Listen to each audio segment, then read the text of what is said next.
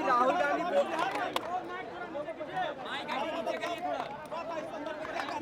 नीचे नीचे नीचे कीजिए, लोगों सब नीचे कर लीजिए। अरे भाई नीचे कीजिएगा तभी तो बोल पाएंगे। माइक लोगों नीचे कर लीजिए। चलिए कुछ चलिए। हसनपुर विधानसभा के विज्ञान गांधी मैदान में बिहार बदलाव जनसभा हुआ, इस संदर्भ में आप क्या कहना चाहते हैं? आप यहाँ पर आए हैं, आप भी पत्रकार हैं, यहाँ के नागरिक हैं, आप देखिए कि बिहार बदलाव की सभा में लोगों का क्या उत्साह है। इस बारिश के बीच में भी हजारों लोगों का आना और ये उद्घोष करना कि बिहार में अब लालू नीतीश मोदी का राज नहीं, जनता का राज चाहिए, जनसुराज चाहिए, ये लोगों ने कहा है। और आपने भी देखा होगा, अपने वीडियो में रिकॉर्ड किया होगा। ये तेज प्रताप का गढ़ क्षेत्र माना जाता है, आपके डर से पहले वो। अरे भाई, किसी का कोई गढ़ क्षेत्र नहीं होता है, गढ़ सिर्फ जनता का है। जनता मालिक है, जिसको वोट देगी वही उसी का गढ़ है। किसी ये कोई राजवाड़ा थोड़ी ना है कि ये तेज प्रताप जी का गढ़ है कि प्रशांत किशोर का गढ़ है।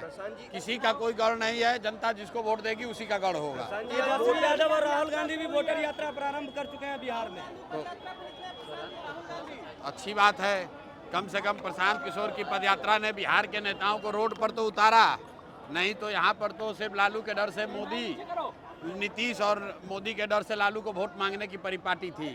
ये जनसुराज का डर है कि 20 साल से जो 400 का पेंशन था वो बढ़कर 1100 हो गया, जो रसोईया का सैलरी डबल हो गया, आशा वर्कर्स का मानदेय बढ़ गया, बिजली का आपका 125 यूनिट फ्री हो गया।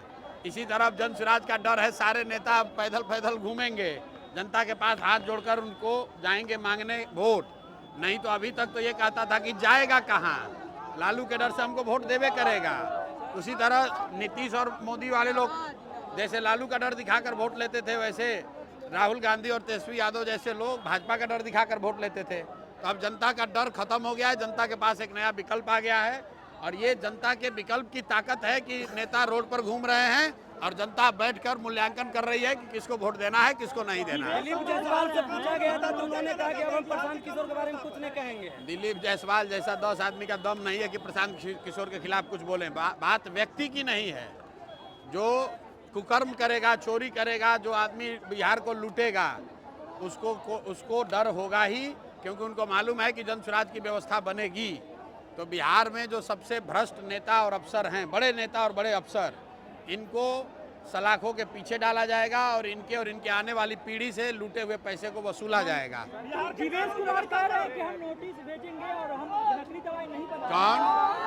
जीवेश कुमार, जिसको कोर्ट ने कन्विक्ट कर दिया, जैसे लालू जी हैं, लालू जी पर चारा चोरी का इल्जाम लगना एक बात है और कोर्ट का कन्विक्शन अलग बात है।